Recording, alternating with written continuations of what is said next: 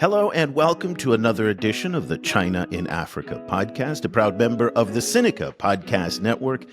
I'm Eric Olander, and as always, I'm joined not from beautiful Mauritius this time, but Géraud is joining me here in Salzburg, Vienna.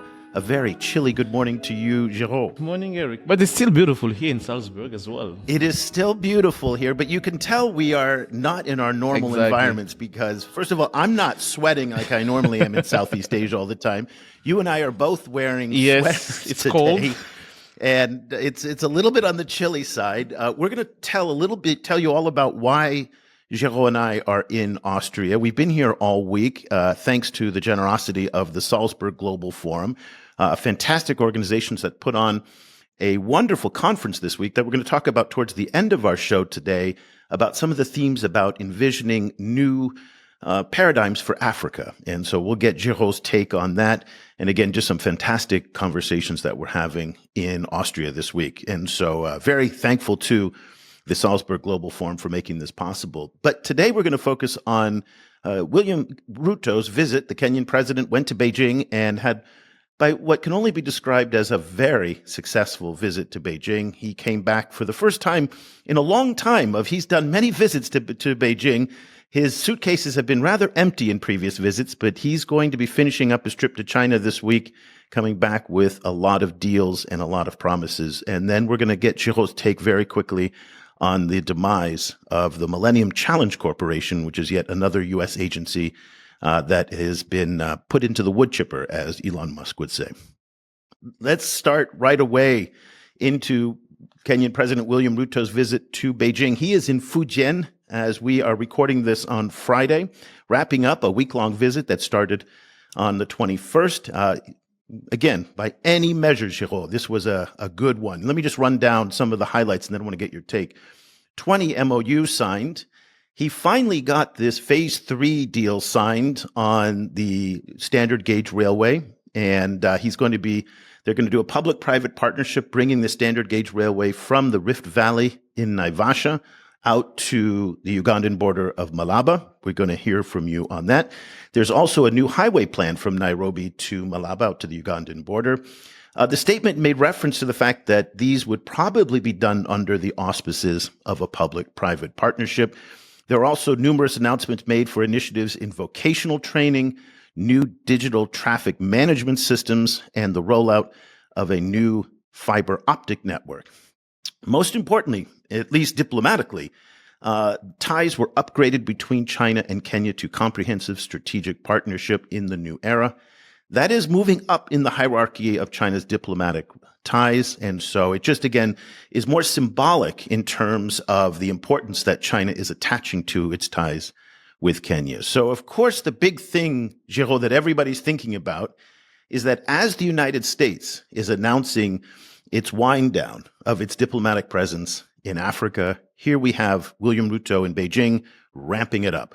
Give us your big take picture of this visit this week. My big take picture is it's really quite interesting because when I see how what William Ruto managed to get from this trip, it's really not refreshing, but interesting in a way that you see someone who's been very insisting, fighting hard to get things out of Beijing, and where despite all the warning, the signals that, things will not go the way you expect, you not get what you want, but he kept consistently into working to get something out of China.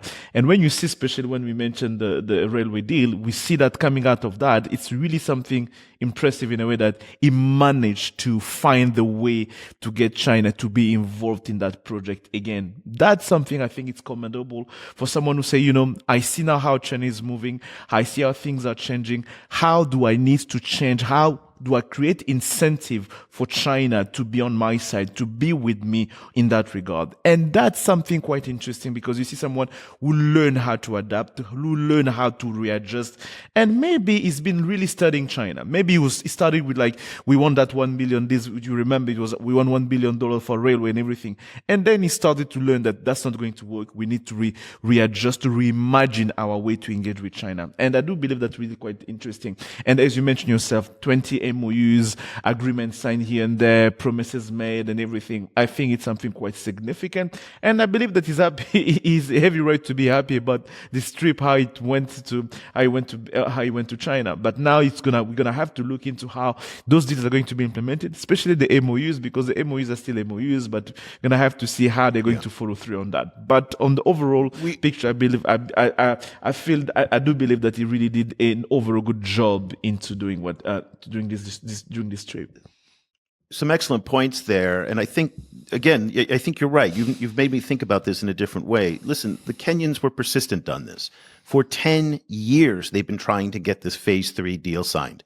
And for 10 years up until now, the Chinese said, no, we're not there. The Kenyans then went looking for financing elsewhere to get the SGR extended from Naivasha. They couldn't do it. So they went back and they came up with a more innovative financial solution through a public-private partnership, de-risking it a little bit so it's not all coming from the policy banks. So I think the lesson here is, to your point, excellent points here. One, persistence matters. Yeah. You got to keep at it. If you don't get it the first time, you don't get it the second time, you don't get it the 9th time, you keep going. And learn why you didn't get it. And learn it. That's it. And that's the key one. That's the key lesson. They adapted to the Chinese reality. Exactly. So simply going to China and saying, I want a China Exim Bank loan for $3 billion, not going to work in this day and age anymore.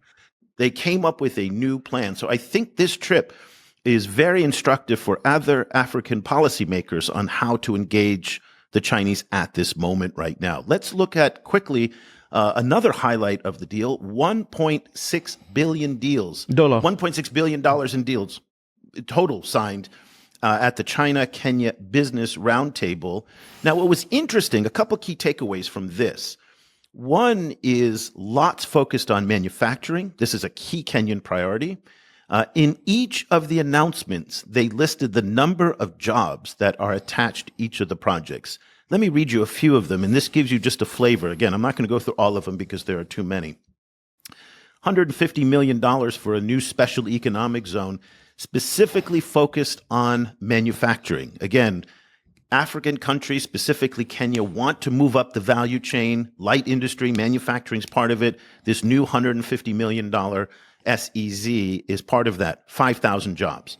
A company by the name of Chongqing Shangcheng Apparel Group signed a $20 million deal to set up a manufacturing facility that will create 7,000 new jobs.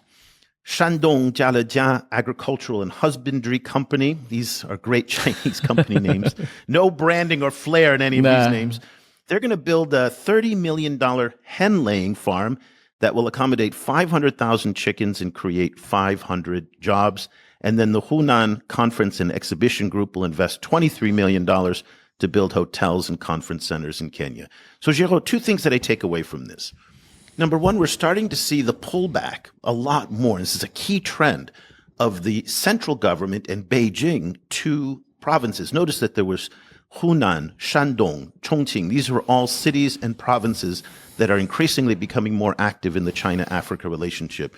The focus on manufacturing, this is a key Kenyan priority, and that focus on jobs. Exactly. And this is quite interesting as well, because we see how now we've been talking about it for quite some time now, seeing now provinces being engaged more into Africa relationship, the subnational engagement, where really Beijing is trying to take a step back and letting the provinces where they can have their own quote-unquote foreign policy and foreign trade engagement with African countries. And this is the part as well where you see certain countries are learning better than others to say, you know what, instead of going to Beijing, let me go to Chongqing, let me go find Hunan, let me go find Fujian governors, because they also have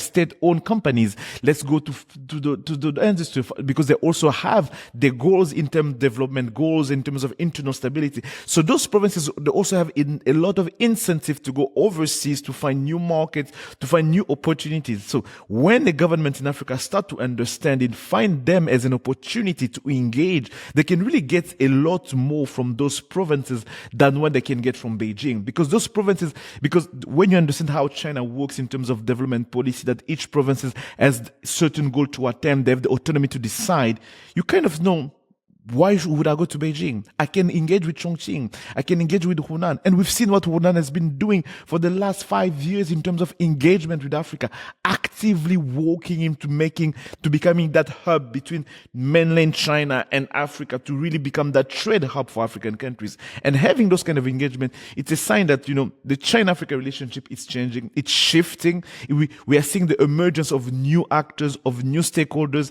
And I do believe that many in Africa should also start paying attention to that and also be ready for those kind of change. Those kind of change has been happening already, but I feel that many are not picking up on those changes. They're still kind of distracted in the way they approach China in those kind of engagement. So this is when we talk about the need for better China literacy. It's exactly this, Géraud, about understanding the different pieces that make up China. And I think a lot of people don't always appreciate when we're talking about Chinese cities, Chongqing, for example. And just a few weeks ago, Chongqing, the mayor, came to Nairobi, spent a week there, and had a whole big things. And a lot of people in Kenya were kind of confused about Chongqing. What is it? Funny exactly? Name. Yeah. What is it? But it's a massive industrial hub. Yeah. This is one of the major auto manufacturing centers of the world. Chongqing alone, just a city, has almost a $500 billion GDP. Exactly.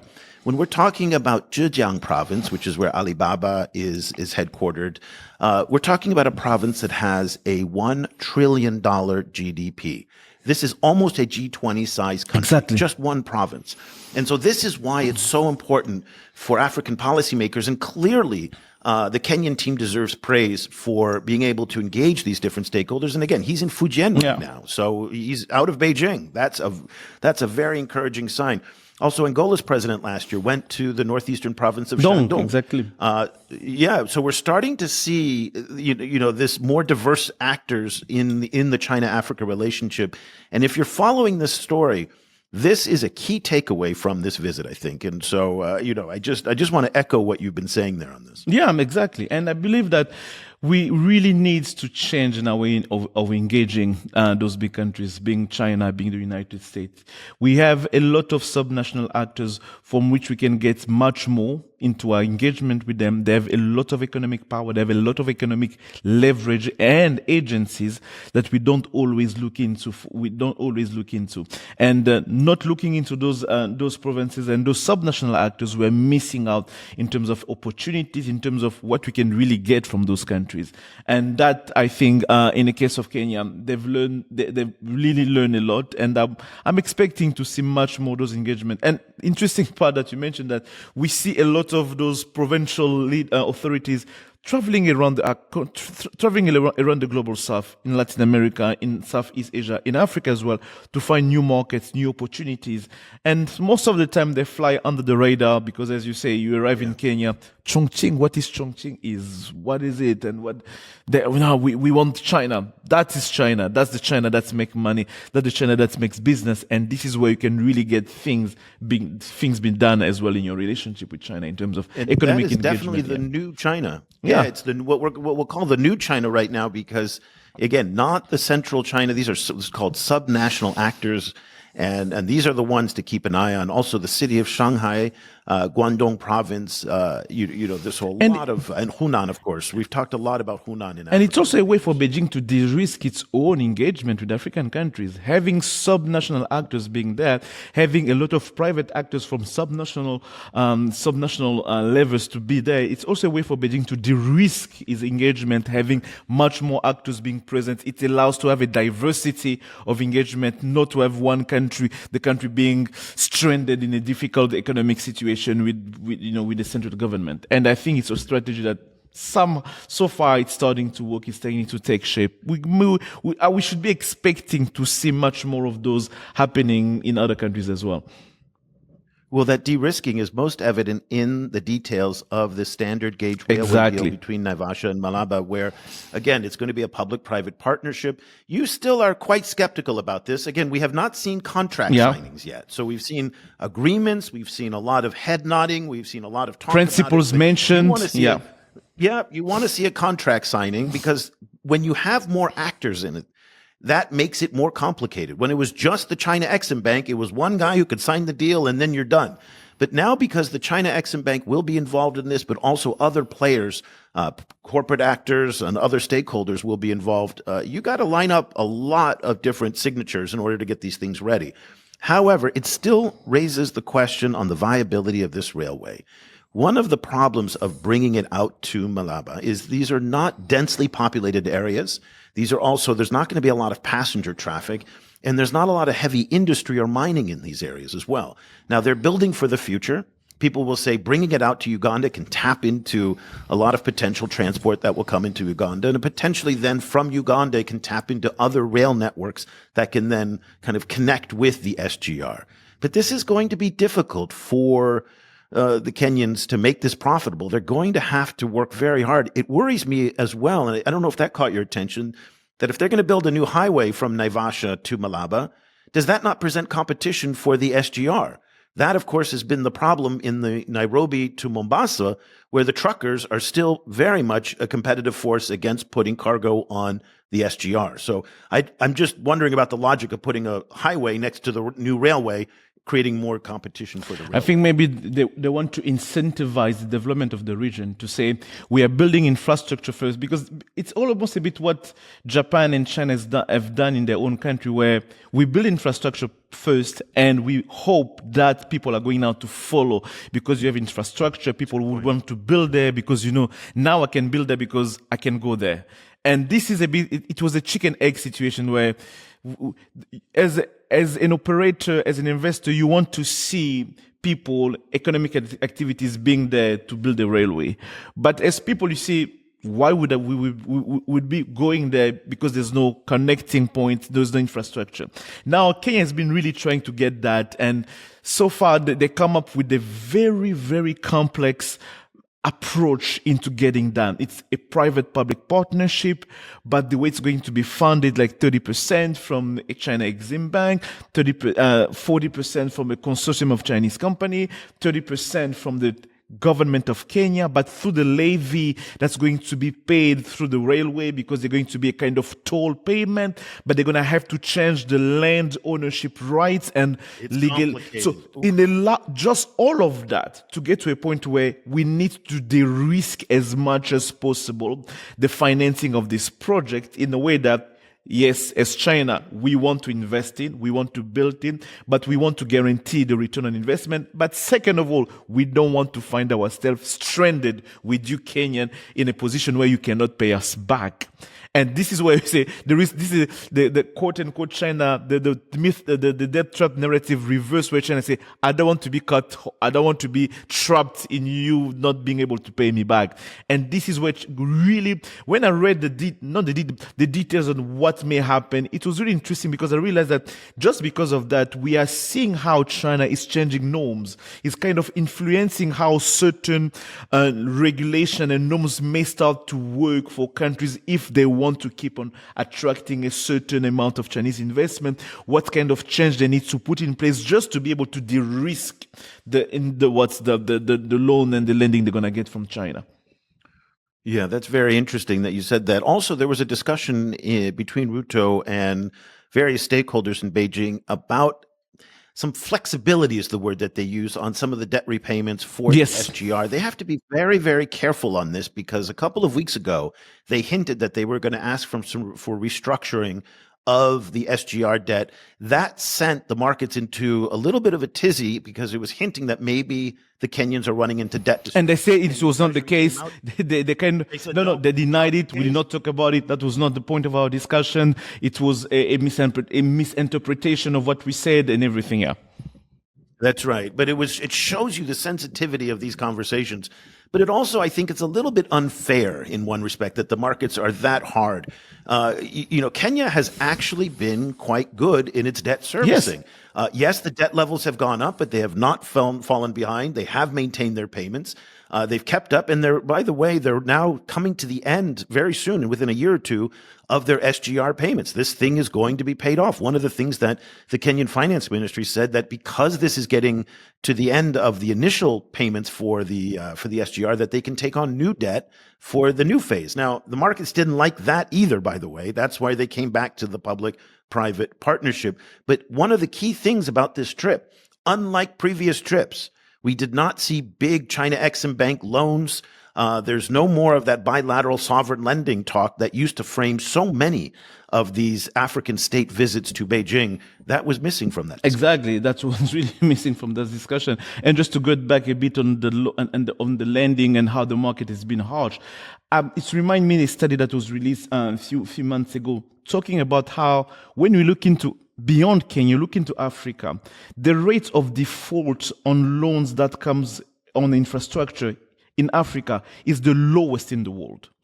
So basically, African country, the loans when it comes to infrastructure, there's the rate of like we're defaulting or not, it's really the lowest in the world. So the way the market is reacting toward Africa when it comes to infrastructure, it's always hard. That's why I guess the point where people say we need to start having our own rating agency to kind of evaluate our own risk, because somehow people have the feeling that when they hear that Kenya wants to talk about restructuring its loans, like, no, it's dangerous. No, Africa has been doing relatively good, especially when it comes to loan for infrastructure. So I think that the market is really, really too harsh on Kenya and on Africa on that in general. But to your point, yes, a lot has been done, and really you really see that there is that need of really controlling and maintaining a certain control of how China financing is now working in Africa. And the lack of China Exim Bank just remind me that, let's not forget,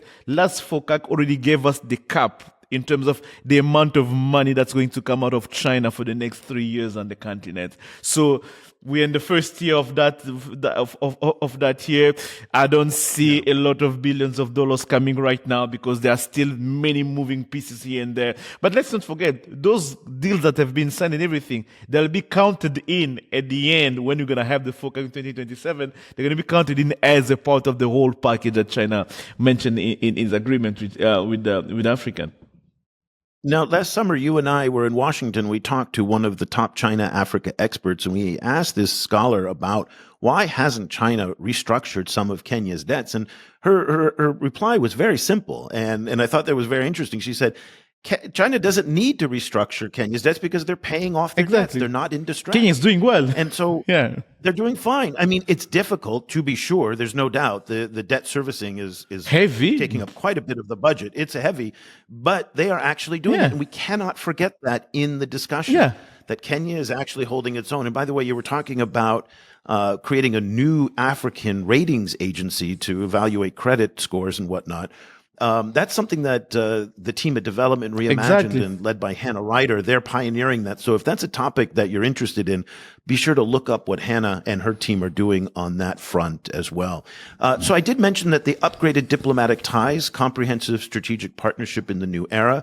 Now, that kind of phrasing doesn't mean a lot to a lot of people, but if you, and it's very confusing. There are these charts that are out there that show the hierarchy and the rankings. And last year we went through this. Oh, yes. I think the DRC. It's a rabbit hole. And so it is a rabbit hole. It's very complicated, but basically you have Russia at the top. They're very high. A separate category. That's right. And then you've got another group, and Vietnam is up there, and these are the priority countries. Pakistan as well. And then Pakistan as well. These are the neighboring countries around China's periphery that are very strategically important. And then right below it, you've got this cluster of global South countries. And I think that's where the DRC is now. That's where Kenya was put in there.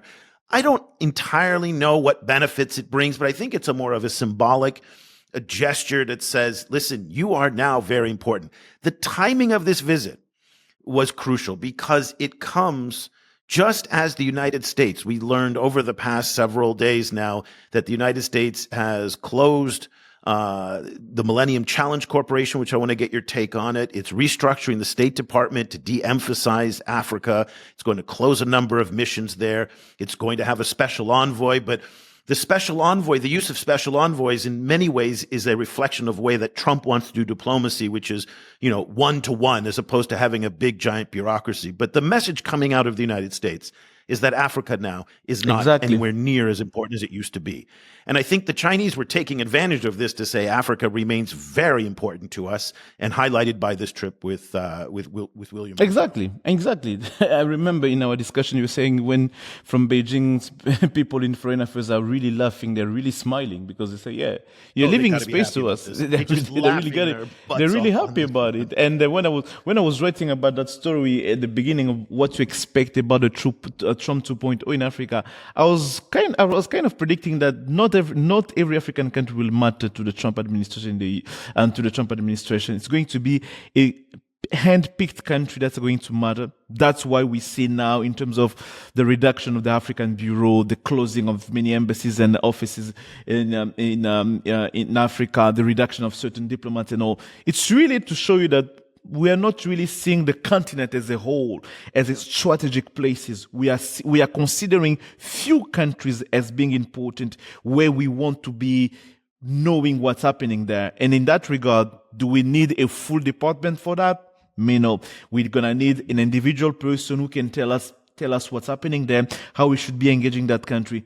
And that's it. From China perspective, it's really playing into China perspective to say, in China's narrative, to go back to African countries and say, we remain consistently engaged with the continent as a whole. We maintain that we are there really consistently. You being big, you being big, small, resource rich, resource poor or not, we are going to remain present in the continent, and we're going to do as much as we can because we want you. We are friends. This is going to really play into Beijing narrative to say, we are there. We are there to stay. Yeah. We are really engaged in whatever situation you are having here. And this is the part I believe that in the United States they don't get. And it's really counterproductive into the idea that they wanted to counter China, but they're really doing the contrary of what they say they wanted to do. Interesting that the counter-China narrative is not coming through in a lot of these downgrades of the African president. Yeah. It's not, and you would have thought that it would be. A lot of the response from stakeholders in Washington is, don't cut these things because you're going to hand it over to China. Yeah. That's been the narrative coming out of DC. But you mentioned that a few countries will be important to the United States. Let's maybe quickly just look at some of those. So let me just see if if I'm guessing what you're going to say is right. You're going to say South Africa is going to stay important, right? Okay. Your country, the Democratic Republic of Congo, because of the critical minerals, right? To a certain extent, yes. Okay. And we have this deal that supposedly is making booming its way through, maybe through weapons. Yes. I'm very skeptical of that, but okay. Me too. Djibouti is going to still be important because it's got Camp Lemonnier and the U.S. military presence there. Yes. Right? Okay. They don't like being there because they hate the fact that the Chinese are there as well. Then there's Somaliland. Somaliland is not a country, at least not yet. Yeah. But there is growing momentum in Washington to formally recognize Somaliland, which would be a potential setback for China because Somaliland has a relationship with Taiwan.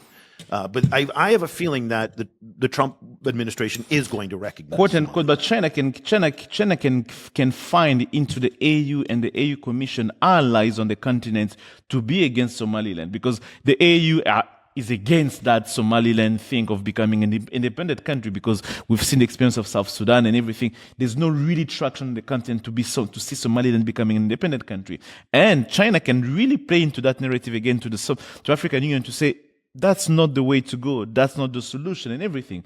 And all of that, I think that's going just to create more space for China narrative to grow more and to be much more accepted on the continent.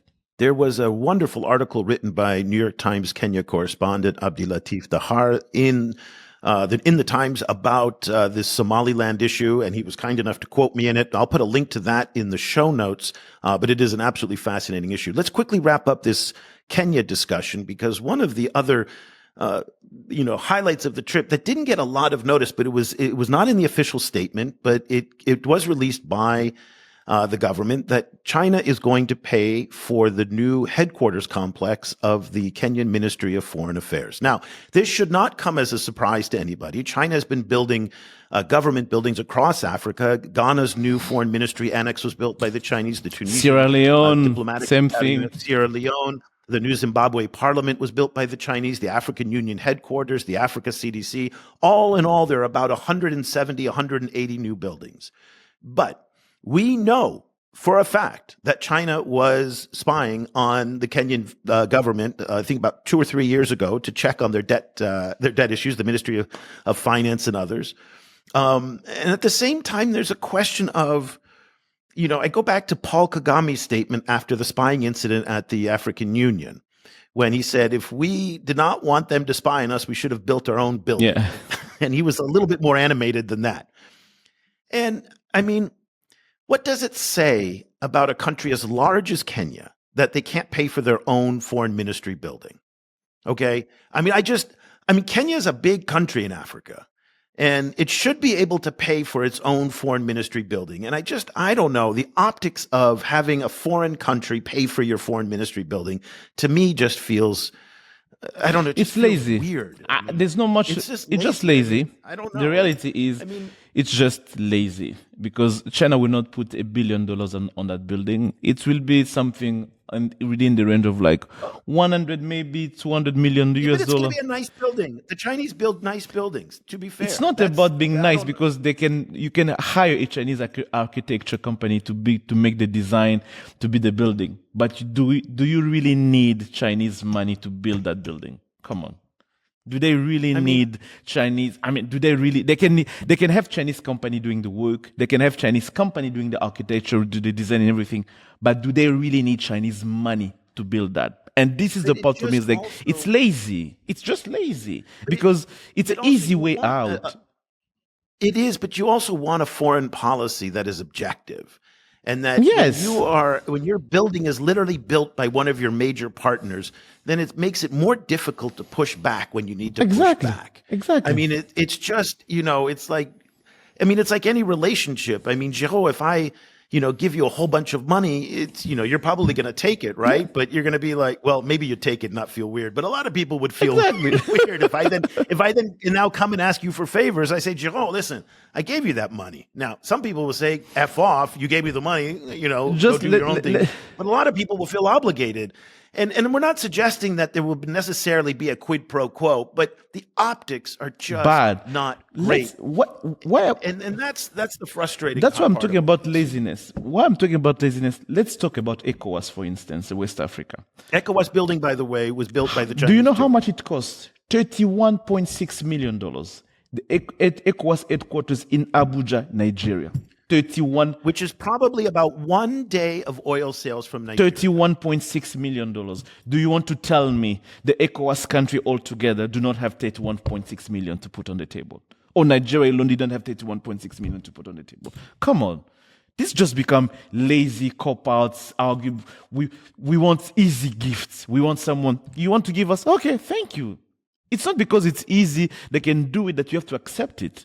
Because at some point, it's about your own sovereignty. It's about your own ability to say, you know what, there are certain spaces where gift will not be allowed. On sovereign matters like, for example, you building our infrastructure, our governmental building, we say, no, it's not $1 billion, it's not a 500 million, it's within our range, we can do it. We can build it ourselves. You can help us with the companies, you can help us with the design, but we're going to build it ourselves. We're going to give you the money, you're going to do it.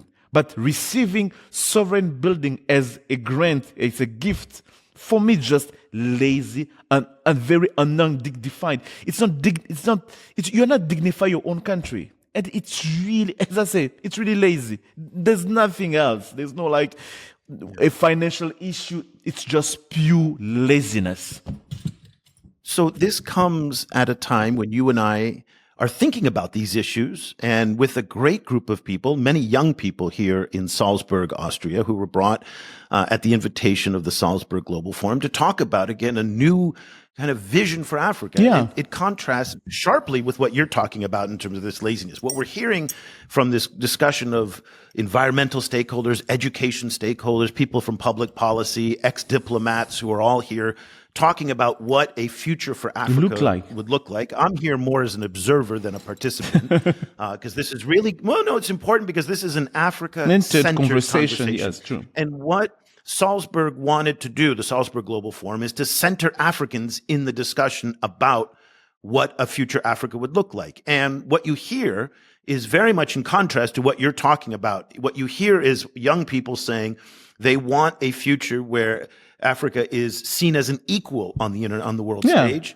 They don't want to be dependent on handouts. They don't want the aid. They don't want the dependency. There's been a very robust discussion here this week about whether it's good or bad that USAID left. In fact, there's some folks who are very supportive of USAID who've been at this conference, and you've heard some pushback against them, saying, yes, we know what USAID's contributions were to Africa, but at the end of the day, we weren't always comfortable with it.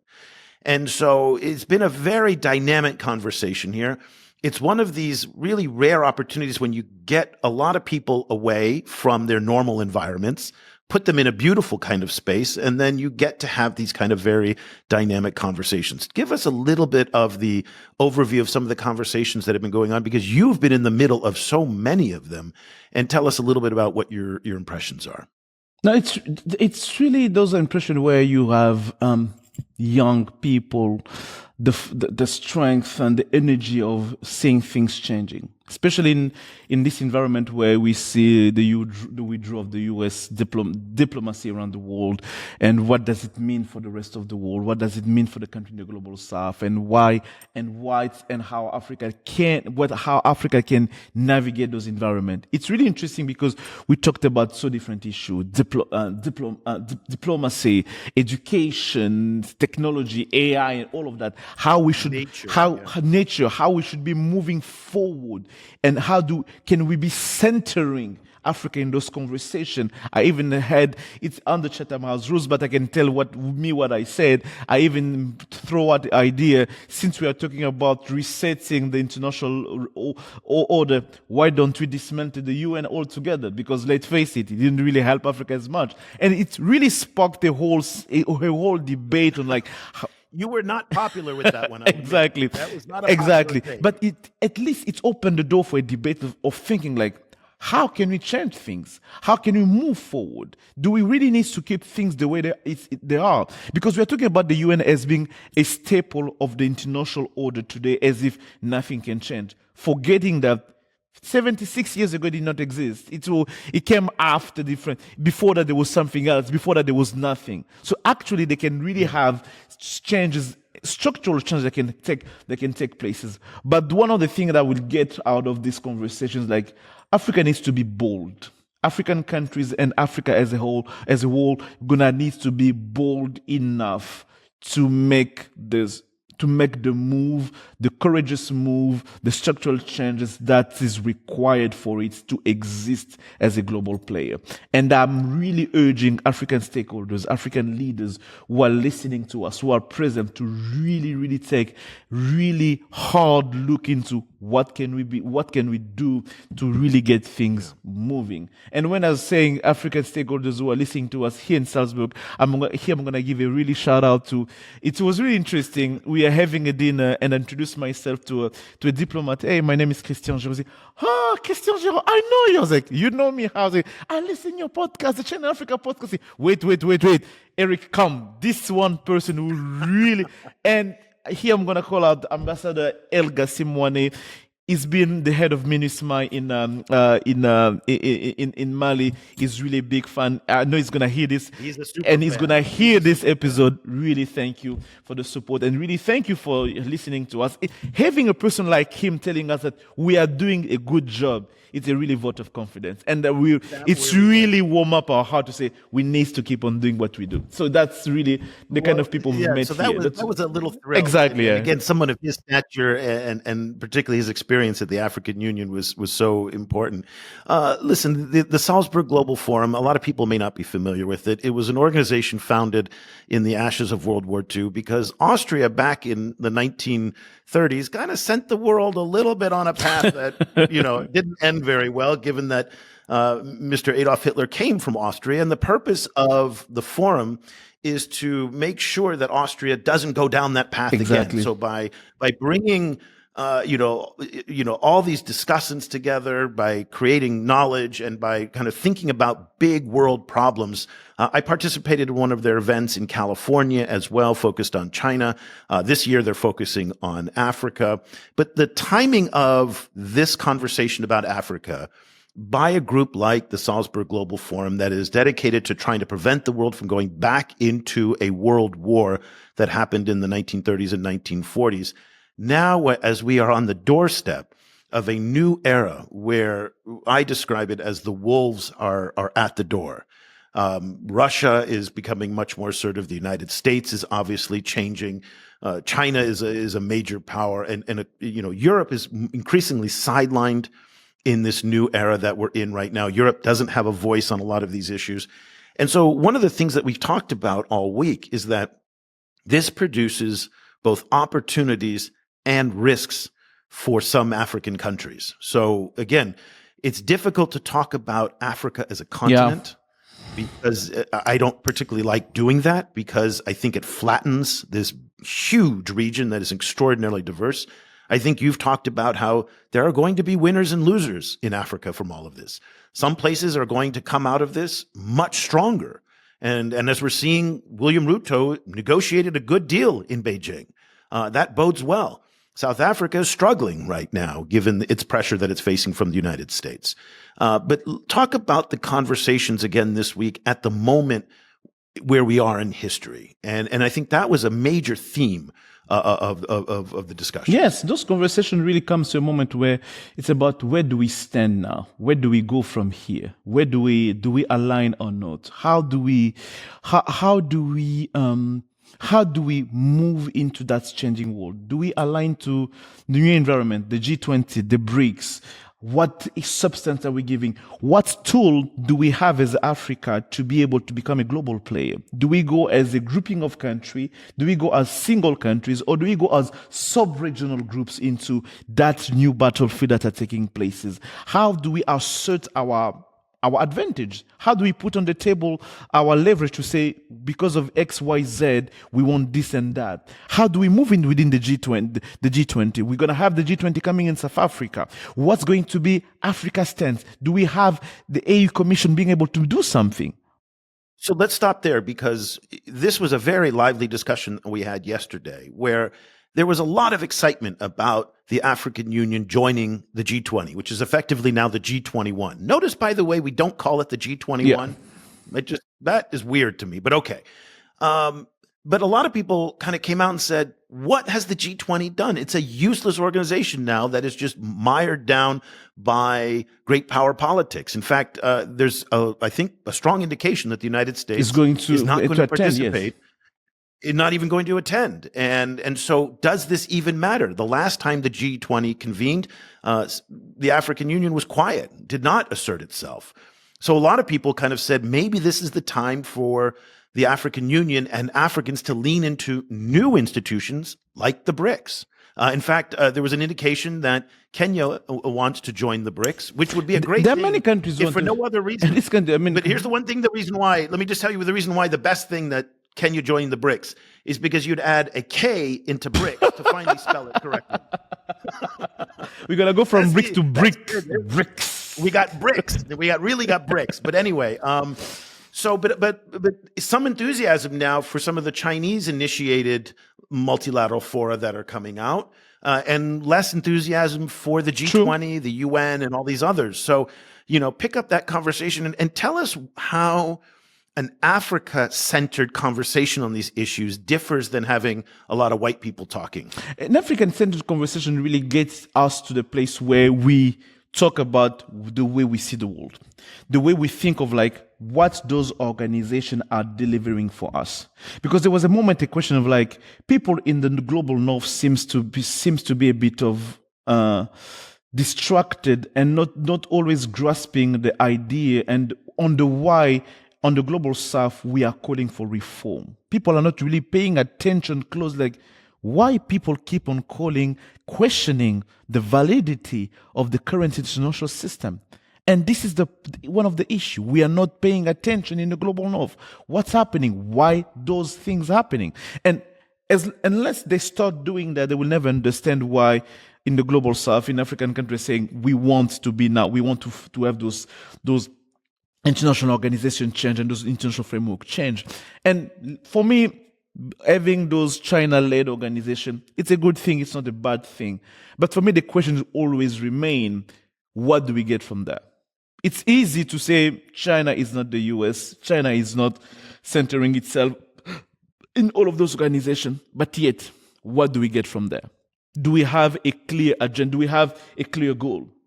I'm gonna take an example. China is saying last forecast, you know what, we are going to support Africa's sitting on the United Security Council. But what does it mean exactly? I mean, what do we get? When China say we want to reform international system, does it mean that China, are you going to see you, China, and South Africa as equal? Are you going to see you, China, as with the Sudan as equal? Or what do you mean? And those broad discussion, those broad declaration, we are the new international system, it's not bad. But at some point, as an African, we have to step back and say, what does it mean for us? If there's no clear outcome, a good outcome for us, guys, we're not just going blindsided, because it's not Europe-centered, because it's not West-centered, because it's not US-centered, that it's anything else-centered, it's good for us. No, we need to think about, okay, a world that's centered around African interests, how does it going to look like? And I'm really speaking today, hoping that leaders on the continent are going now to start to think, a reform international system centered around Africa, how does it look like? Where do we want to go from here? Do we want to keep the status quo, or do we want to really make the changes? And I've been saying that over dinner and over breakfast. The world that's changing because of what Donald Trump is doing, for me, I see much more opportunities than anything else.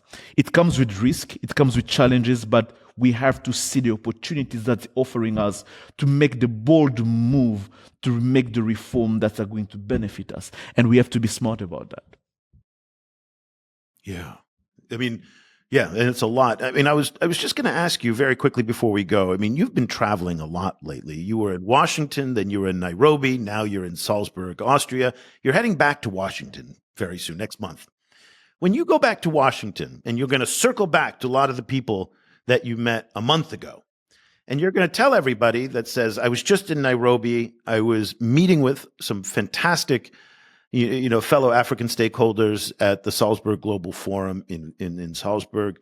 What are you going to tell the folks in Washington? Because, they live in this hermetically sealed bubble where outside information is very, very, finds it very difficult to penetrate in. Yeah. After this month and a half that you've had of traveling and these discussions of an African-centered discussion looking at the future, what are you going to tell the people in Washington? I'm going to tell them the world is changing. I'm going to tell them really the world is changing. And I'm going to tell them Africa wants a new world, wants a new environment. And I'm going to tell them, I understand that you guys are dealing with your own issues. You're trying to figure out what's going to become of America next year or the next 4 years. But as an African, we're not going to wait for that to happen. We're going to take every bit and pieces that's presented to us with the opportunities that you are of disruption that you're doing. We're going to try to take advantage of those disruptions to make it a world where our interests are starting to be heard. Because I don't believe that, given the current circumstances, I'm not believing that in DC people will be more paying attention, being different to what I've seen last year. I don't see that happening. I even expecting to see things being even worse in terms of being deaf about really what needs to happen.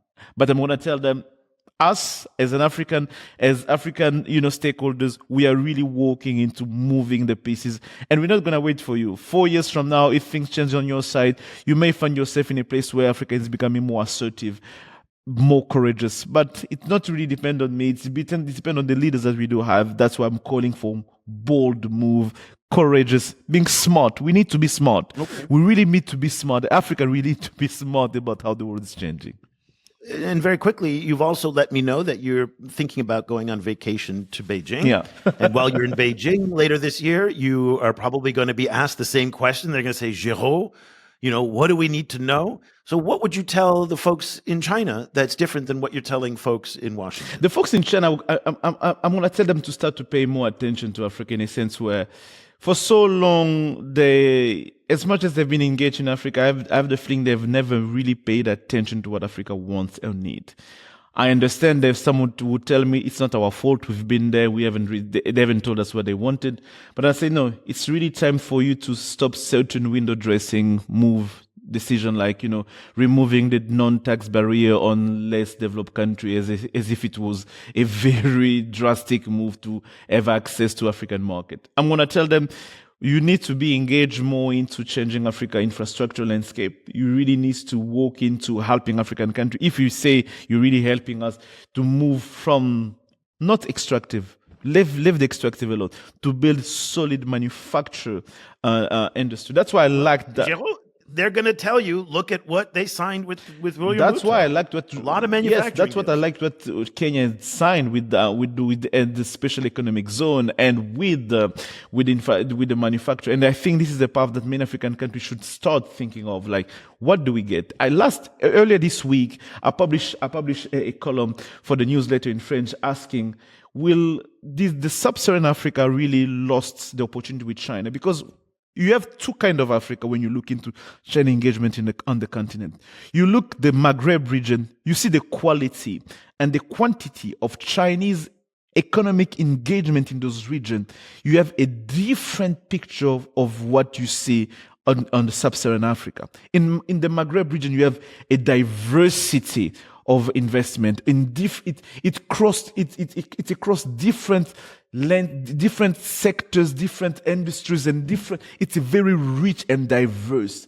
You go sub-Saharan Africa, we are still on the very low-hanging fruit of like, we want infrastructure, which is not bad, but we want extractive here, we want extractive there. You don't see much of like, across different sectors, the kind of qualitative investment that changes the economy. And this is the message I'm going to bring to Beijing. Say, you know what?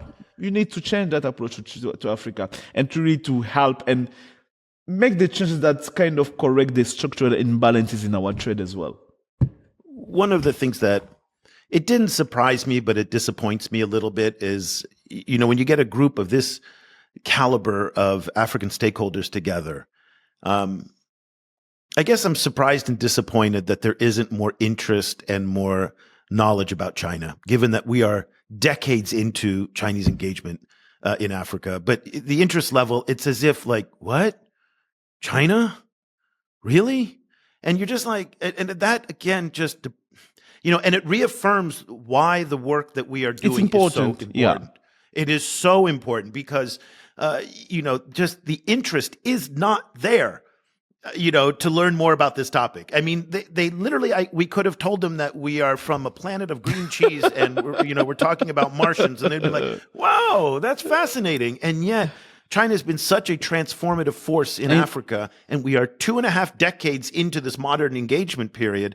And yet senior level stakeholders are like, what? Yes. Yeah. What? I mean, it was just, that was a little bit, and it is a motivation for us to continue what we are doing because the need is so pronounced.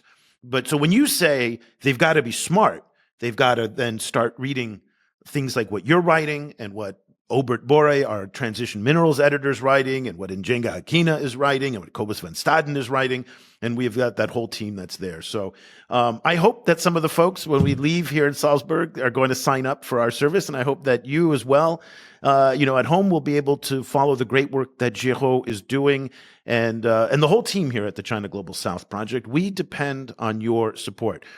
We were talking today, the viability of what we're doing is not guaranteed. Yeah. This is a tough space to be in. And right now we've got probably another 1 or 2 years of solid funding that we can rely on. But after that, we're not sure. So it depends on the support of people like you who are followers on YouTube and also on Spotify and our podcast. If you'd like to sign up for the China Global South Project, go to ChinaGlobalSouth.com/subscribe. We'll let you try it out free for 30 days. See if you like it. And if you like it, then it's only $19 a month. And if you are a student or a teacher, send me an email, eric@ChinaGlobalSouth.com, and I will give you a half off discount, just $10. Very, very fair. So, Géraud, let's leave our conversation there. Next week, we'll be back in Mauritius, and I'll be back in Southeast Asia. So thank you for a great week, and thank you for joining us today. Thank you. See you next week. Okay. We'll be back again next week with another edition of the China in Africa podcast. And Cobus will be back with us. He hasn't been on the show for a while. Exactly. A couple people have emailed us and saying, where's Cobus? So we'll be back with Cobus next week. Thanks. Bye for now. Bye.